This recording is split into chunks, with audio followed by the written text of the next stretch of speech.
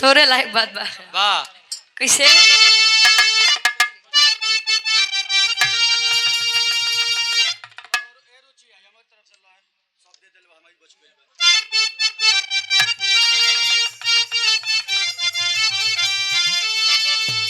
अरे परवाने जल रहे हैं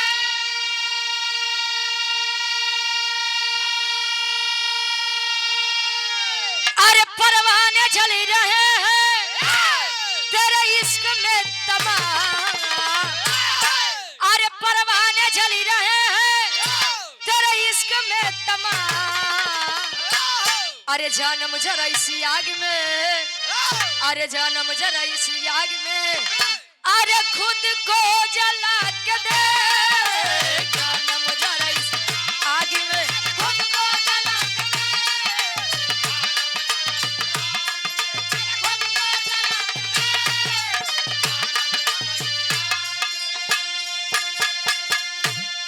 और हमारा छोटा भाई है अनमोल चौहान ये बाबू खेतर आई 51 रुपया बहुत बहुत धन्यवाद पढ़ लिख के अपने जिला जवाहर के नाम रोशन करा अपने माई बाबू के नाम रोशन करा कहे परवाने चल रहे हैं तेरे इश्क में तमाम जानम जरा इस आग में खुद को जला के दे तरह से बढ़िया कवि जी पढ़ लिखते हैं एक लाइन वीर चाहिए तब के हो खा अब वीर चाहिए आज के हो गुरु जी पहले के मर्द अगर मोछ ऐंठ के बात बोल दे भैया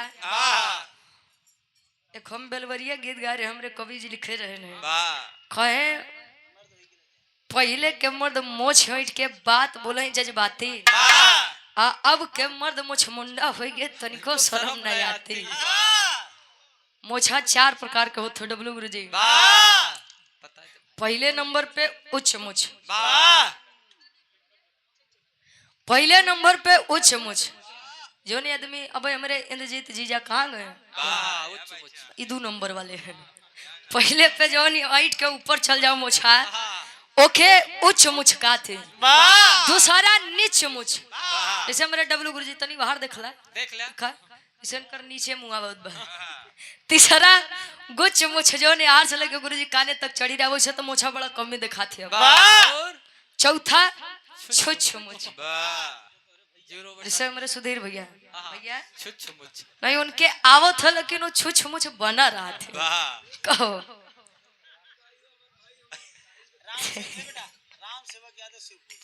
राम सेवक यादव पूजे हमारे बाबा 100 रुपया बहुत बहुत धन्यवाद आशीर्वाद के चारे के बच्चे अपनी कला में कामयाब रहे और ये वीरों की धरती जवानों का देश बागी बलिया उत्तर प्रदेश के रहने वाले हमारे गार्जियन जी श्री राम दयाल यादव जी सिहोरी की धरती से व्यापारी जी आपके द्वारा 100 रुपया बहुत बहुत धन्यवाद वीर चाहिए तब के हो वीर चाहिए आज के हो कवि जी एक लाइन लिखते हैं वीरन के बारे में कैसे अरे बोला है वीर बघेला अरे बोला है वीर बघेला झंडा हिला के दे अरे हट जाएगा समर से अरे हट जाएगा समर से अरे पंजा मिला के दे हट जाएगा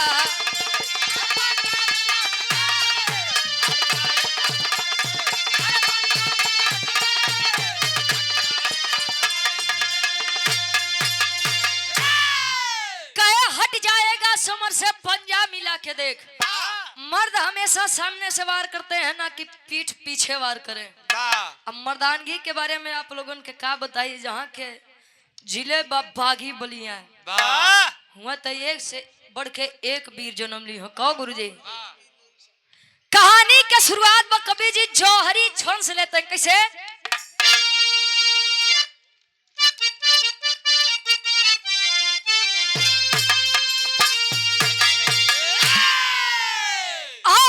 जो शान के खातिर मरता अरे असली वीर वही है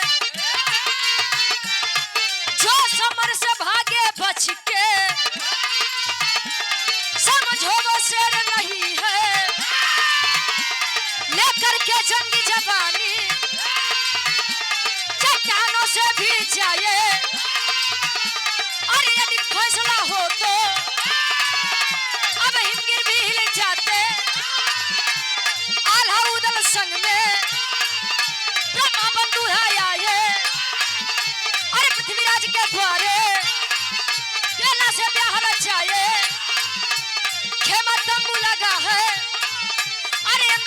बिछौना। अरे शादी हुई है लेकिन अरे बाकी रहा है गौना।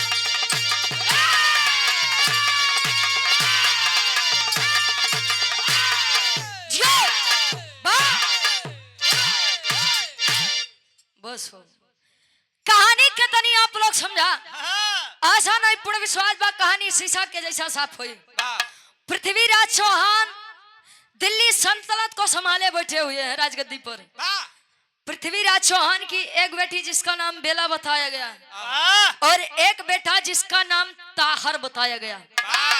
ताहर बेटी बेला सयानी हुई। आल्हा उदल के चचेरे भाई ब्रह्मा के संग विवाह हुआ। पहले के समय में शादी ब्याह हो जाए तो गौना कुछ दिन बाद जाए। गोविंद भैया ढेर दिन बाद मुलाकात बाबा। हाँ हाँ प्रयागराज जावे करी। हाँ ए भैया पहले के समय में शादी विवाह हो जाए तो गौना कुछ दिन बाद जा। 3 साल 5 साल 7 साल 9 साल 11 साल 13 साल 15 साल 17 बस बस ऐसे तो बुढ़ौती आ जाए भैया। तो जब गौना के दिन रखा है तो दुल्ही बेचारी बड़ा डराए। पता नहीं हमका सास ससुर कैसे मिले, हमका हमार दुल्हा कैसे मिले। आजकल तो बेचारे सास ससुर डराते हैं कि हमका पतो हो कैसे मिली। खा जानी महीना 6 महीना लड़कवा के साथे रह दे कि अलगाइन दे। और उहू से ज्यादा डर तो हमारे बड़का भैया लोग के अंदर बा। पता नहीं महीना 2 महीना जिए दे कि नीला डरमे में जाबा। हैदर अली गुरुजी एक गीत गावे कि दुश्मन मिले सवेरे मगर मतलबी यार न मिले। दुश्मन मिल जा सवेरे सवेरे उछले लेकिन मतलबी यार न मिले। अरड़ुआ रहाय जन्म भर मगर करकसा नार न मिले। जीवन अकेले बीत जाए लेकिन चरित्रहीन नारी नहीं मिले भैया। ए भैया यहाँ आल्हा उदल के संग ब्रह्मा अपनी पत्नी बेला का गौना लाने के लिए तैयार हुए।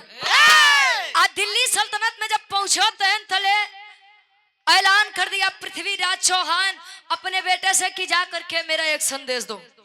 कौन संदेश बा? एक लाइन तरस के गीत लगत बा कैसे।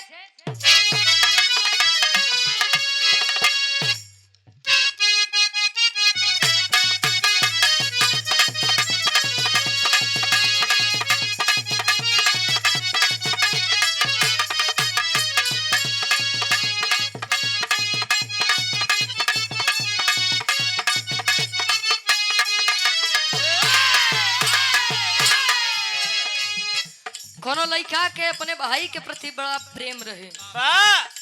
लड़कवा कहे अपने भैया खातिर माफी भी मंगवा दे गोड़वा पगीरवाई के।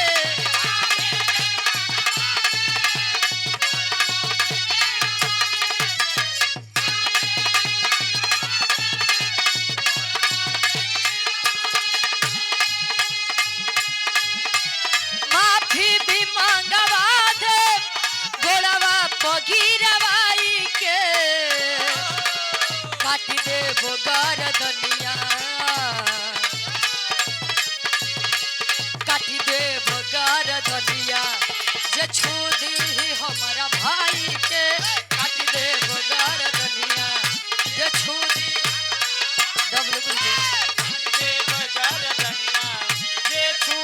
तोहरा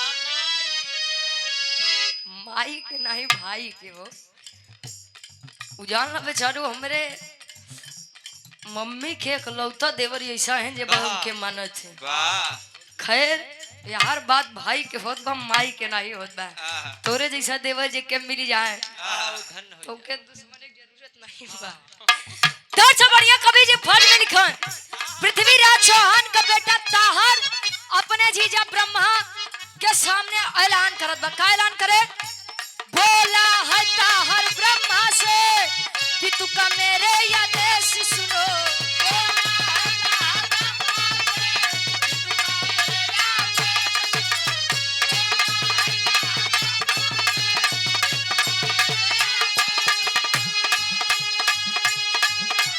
बोला है ताहर ब्रह्मा से कि तू का मेरे आदेश सुनो।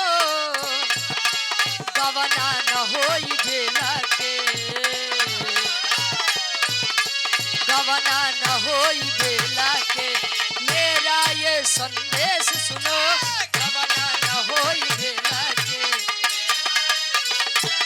गवना ना होई बेला के मेरा ये संदेश कहे गवना न होई बेला के मेरा ये संदेश सुनो जा करके अपने जीजा के सामने ऐलान कर दिया कि जीजा जी गौना आने तैयार बोटा लेकिन गौना नहीं हुई।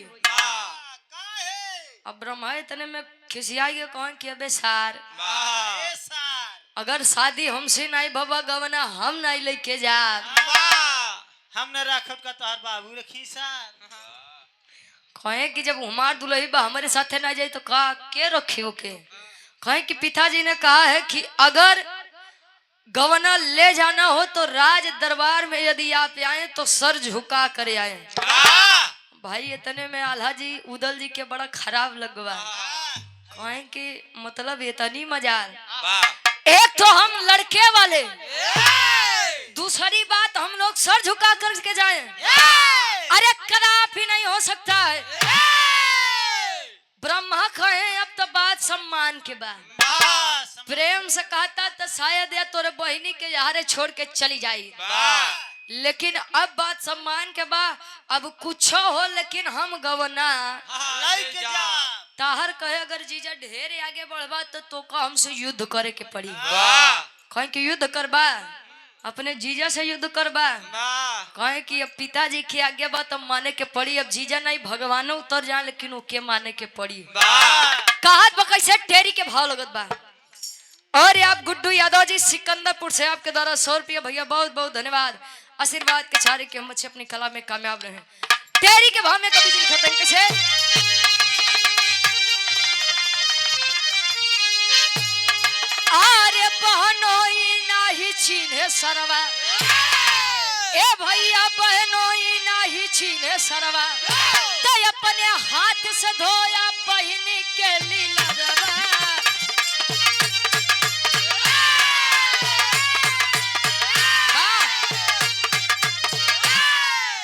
कहे अपने हाथ से धोया बहिनी के लीलरवा बहनोई नहीं छीने सरवा बहनोई के कही है बेला के पति के यानी कि ताहर के जीजा के असार के कही है बेला के भाई के।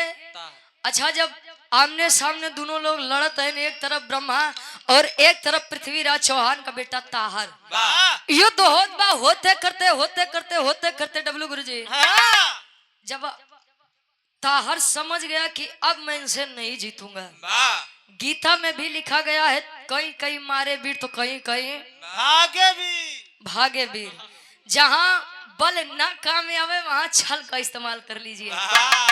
जान गया कि अब मैं इनसे नहीं जीतूंगा अगर ढेर उतपात हम ही मचौबे तो हो सकत है कि ताहर के जगह हमारे मुड़ी हमारे बाऊ के चरण लगे पहुंच जाए। धोखा करत बा अपने बहनोई के संगे एके शब्द बंदिश कहथिन चौक के भाव लगत बा कैसे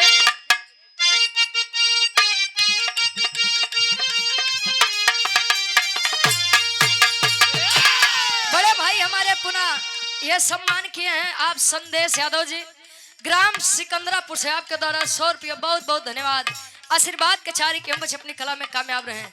जरा ये लाइन पर आप लोग गौर करिए जोने शब्द से लाइन शुरू हुई उस शब्द से ई लाइन खत्म हुई एक के पुरनिया काका दादा शब्द बंदिश कहा कैसे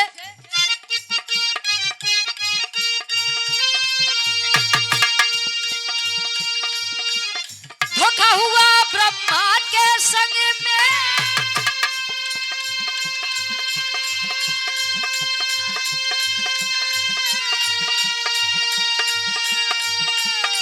ताहर कमाया है धोखा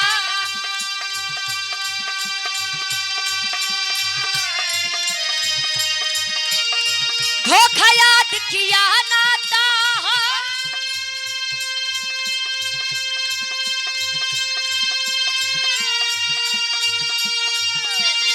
छत्री मन राजा धोखा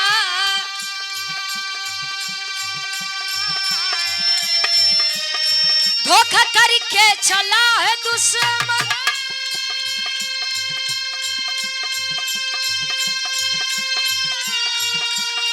जान बचाया है धोखा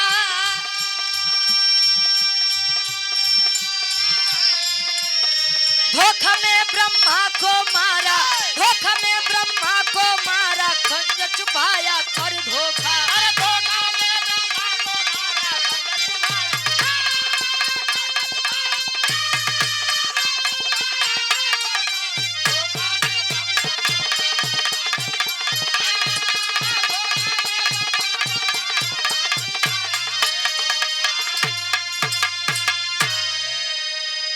कहे धोखा हुआ ब्रह्मा के संग में ताहर कमाया है धोखा धोखा किया कहे कि अरे जीजा जी तू तो बुरा मान गया अरे राजू तू तो बुरा मान गया कहे काहे हो अबे तो बड़ा सार लगत रहा उछरे लड़बा अब का बात बा कहे कि तो हम खाली देखत रहे कि हमरे बहन के ऊपर कबो दुख मुसीबत आई तो तू ओके सेवा ओके सम्मान के रक्षक कह सकत है कि नहीं कह सकता कहे तब कहे पास है चलिए पिताजी आपकी राह देख रहे हैं चला है ले करके और आ करके धोखा किया है अपने जीजा के संग पीछे से खंजर चुभाया है धोखा करके अपने बहनोई को तो मार दिया लेकिन धोखा करके अपनी जान की रक्षा किया था पृथ्वीराज चौहान का बेटा ताहर एक बार मैं फिर बता दूं कि वीर वाह होते हैं जो सामने से वार करते हैं ना कि पीठ पीछे वार करें जब पीठ पीछे वार करो तो डब्लू गुरुजी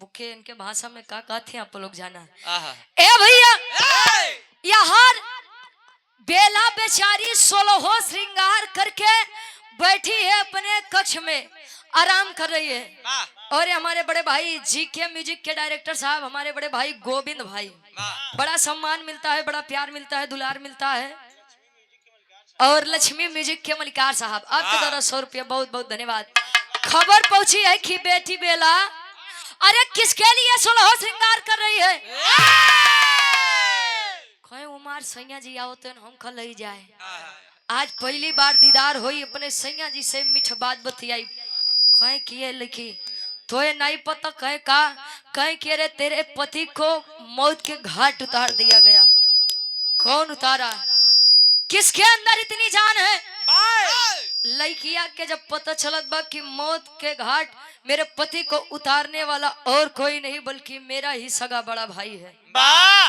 सोचिए संसार में अगर सत्यता देखा जाए तो हम लड़कियों का उसके पति के अलावा इस संसार में कोई नहीं होता है भैया अगर पति मानत बा जानत बा तो नैहरों में इज्जत हो या ससुरों में कहनो ढेर लड़की यहाँ जो झगड़ा लड़ाई के कई के चल जाइए नैहरे 2 महीना 3 महीना ते आदमी सेवा करिए नहीं तो कहीं है तो नहीं बढ़िया तहार सहूर होता तो ससुरे ठिकी रह तू तो या बोले भैया इस संसार में अगर केहू बात वो अपन दुल्हा बा के जोगई के रखबो तो हर जगह इज्जत बा नहीं तो कहूँ इज्जत नहीं बा ए भैया यार लड़की सोचिए जो 16 श्रृंगार करके अपने स्वामी की अपने पति की राह देख रही हो और अचानक से उसे यह पता चले कि मेरे पति को मौत के घाट उतार दिया गया है उस लड़की पर क्या बीतेगी रोवत बोले कि बिरहा के आखिरी तरज लगत बा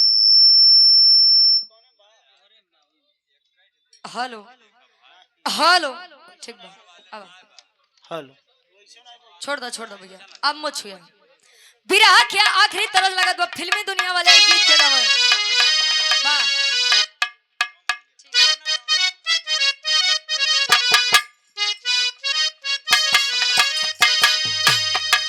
कोनो लड़की में अटूट प्रेम रहे हेलो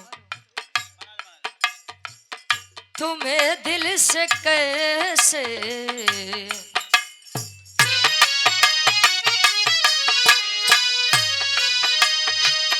तुम्हें दिल से कैसे जुदा हम करेंगे तुम्हें दिल से कैसे जुदा हम करेंगे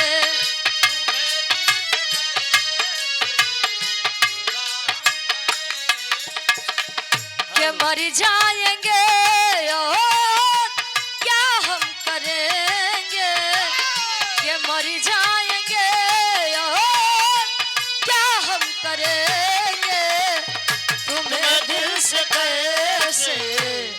जुदा हम करेंगे तुम्हें दिल से। जुदा हम करेंगे। और आप हमारे बड़े भाई पुनः लगातार आप सम्मान कर रहे हैं। बड़े भाई आप संदेश यादव जी सिकंदरापुर से गार्जियन जी के द्वारा ये 100 रुपया बहुत बहुत धन्यवाद। रो रही है वाले की जुर्म देख करके,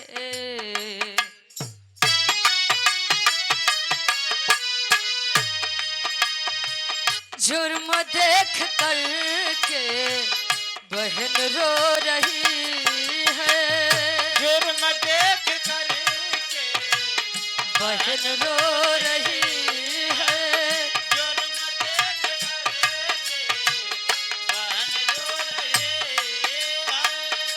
भाई की वजह से पति खो रही है। भाई की वजह से पति खो रही है। जुर्म देख करके बहन रो रही है। जुर्म देख करके बहन रो रही है। जुर्म देख करके बहन रो रही है। भाई की वजह से पति खो रही है। भाई की वजह से पति खो रही है। जुर्म देख करके बहन रो रही है। जुर्म देख करके बहन रो रही है। और आप हमारे बड़े भाई महेंद्र यादव जी, नरेंद्र यादव भाई हमारे नरेंद्र यादव उर्फ बाबू यादव, आप गार्जियन जी के द्वारा 101 रुपए का सम्मान बहुत बहुत धन्यवाद। आशीर्वाद के चारे के बच्चे अपनी कला में कामयाब रहे। कई भाई की वजह से पति खो रही है। जुर्म देख करके बहन रो रही है। वाह! आखिर क्या गलती थी मेरी जो आप लोगों ने केवल अपने सम्मान अपनी झूठी शान के लिए मेरे पति को मौत के घाट उतार दिया। अरे हर वर्ष मैं आपकी कलाई पर राखी बांधती थी इसलिए क्योंकि आप हमेशा मेरी रक्षा करेंगे। रक्षा तो दूर की बात, आपने तो मेरी हंसती खेलती दुनिया बसने से पहले ही मुझसे छीन लिया। अरे जो इंसान मेरे पति को मुझसे दूर कर दे, अरे वो मेरा भाई नहीं हो सकता। और जो इंसान मेरे पति को मारने की आज्ञा दे दे वो मेरा पिता नहीं हो सकता है। यह हमारा भारत देश कभी भी किसी चीज में आगे, किसी से कभी भी किसी चीज में पीछे नहीं गया था। अब आज के बाद ये अलग बा गुरु जी, बाहर है नारी शक्ति पति का बदला लेने के लिए ठानी है कि कुछ भी हो लेकिन मैं अपनी पत्नी की बदला जरूर लूंगी। पति की मृत्यु का बदला जरूर लूंगी। कौन भाई और कौन पिता। खड़ी हुई है बेला पापड़ के भाव में कवि जी लिखा था करत बा कैसे।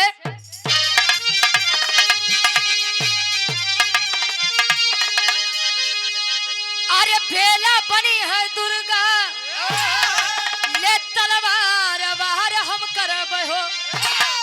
अरे बेला बनी है दुर्गा ले तलवार बाहर हम करब हो। जिसने लूटा मांगी के सिंगार वार हम करब हो।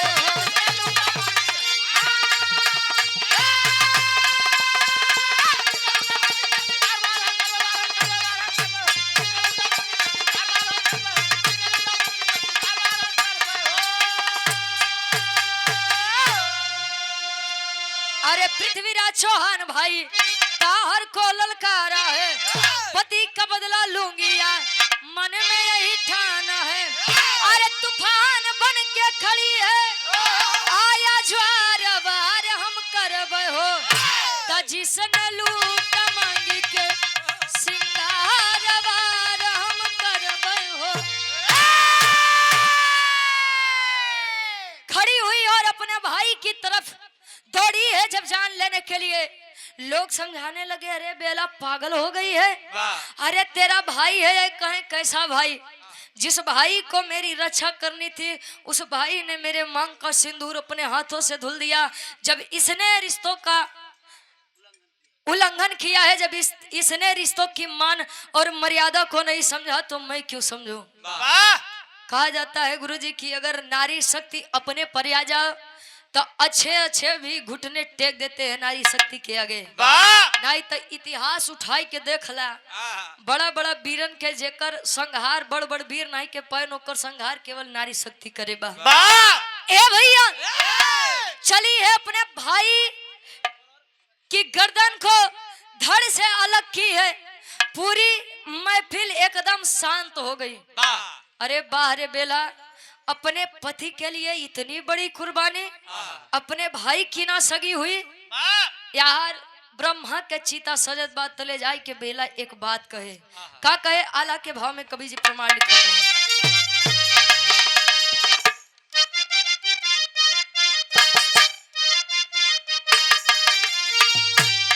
और आप हमारे बड़े भाई लोग की परिचय के मोहताज नहीं है, लगातार सम्मान कर रहे हैं। संदेश यादव भाई हमारे सिकंदरापुर से आपके द्वारा पुनः ये 201 रुपए का सम्मान, बहुत बहुत धन्यवाद। आशीर्वाद के चारे के हम बच्चे अपनी कला में कामयाब रहे। आला के भाव में कवि जी प्रमाण लिखते हैं कैसे। अरे चितावा सजाए रानी कैली तैयारिया भैया,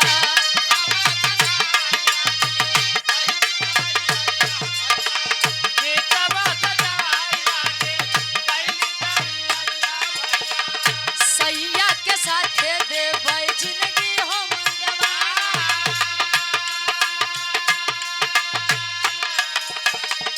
पति के बदला लिहली भैया के मारी बाबू, पति के बदला लिहली भैया के मारी बाबू, भैया के मारी कुदली बहादुर जय आगनिया में जा।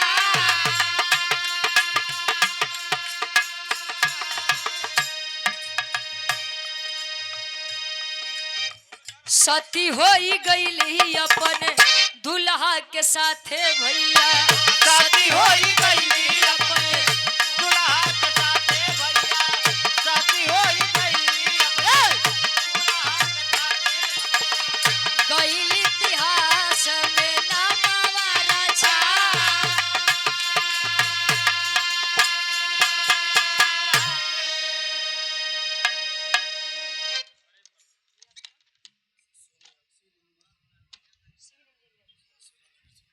और हमारे बड़े भाई सिविल इंजीनियर सोनू यादव आपके द्वारा सुंदर माला और ढेर सारा महापुरस्कार, और हमारे धर्म के जीजा जी इंद्रजीत यादव जी आप गार्जियन जी सुंदर माला 500 रुपए का सम्मान, बहुत बहुत धन्यवाद। आशीर्वाद के चारी के बच्चे अपनी कला में कामयाब रहे।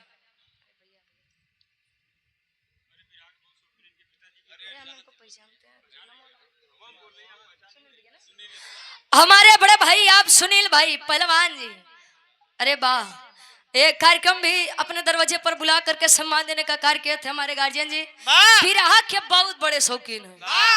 आप गार्जियन जी के द्वारा सुंदर माला और ढेर सारा महापुरस्कार, बहुत बहुत धन्यवाद बा। आशीर्वाद के चारी के हम बच्चे अपनी कला में कामयाब रहे। आखिरी प्रमाण बा और आप रवि प्रकाश चौहान प्रवक्ता राजकीय विद्यालय सिवान बिहार, आप गार्जियन जी के द्वारा 100 रुपया भैया, बहुत बहुत धन्यवाद। खाली 5 मिनट की कहानी हमारी और बात। ए भैया चिता सजी है, जा करके सती बेला कहे कि चिता तो एक है लेकिन इसमें सती 2 लोग होंगे। आल्हा उदल विचार करने लगे कि यार मृत्यु तो केवल मेरे भाई की हुई है लेकिन दूसरा इसमें कौन सती होगा।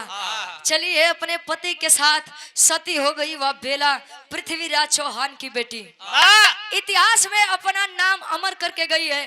और इस बात का प्रमाण मिलता है कौन जगह, आखिरी भाव खड़ी के भाव में कवि लिखते हैं ना।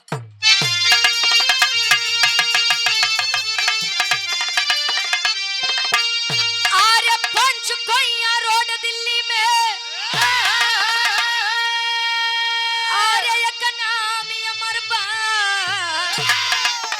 भारी जंगल में बेला सती धाम अमर बा, भारी जंगल में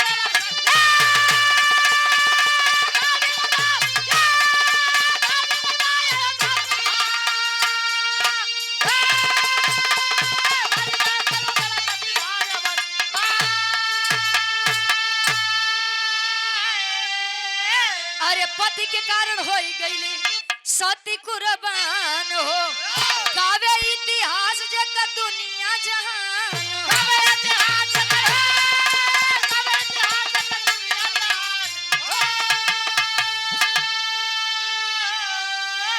अरे नारी के खातिर एक नारी के पहचान अमर बा अरे भारी जंगल में बेला सती धाम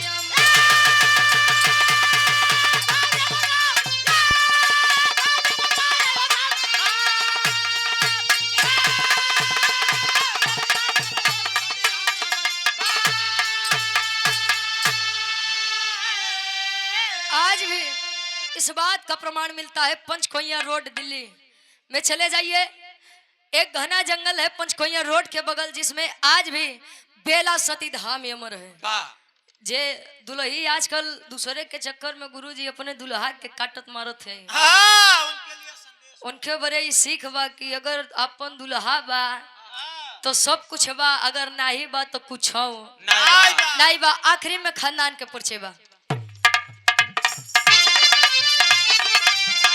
गुरु बिहारी गुरु गणेश गुरु रामलाल गुरकारी अरे स्वर्ग से चंदिका कवि बच्चन जी बने पुजारी हो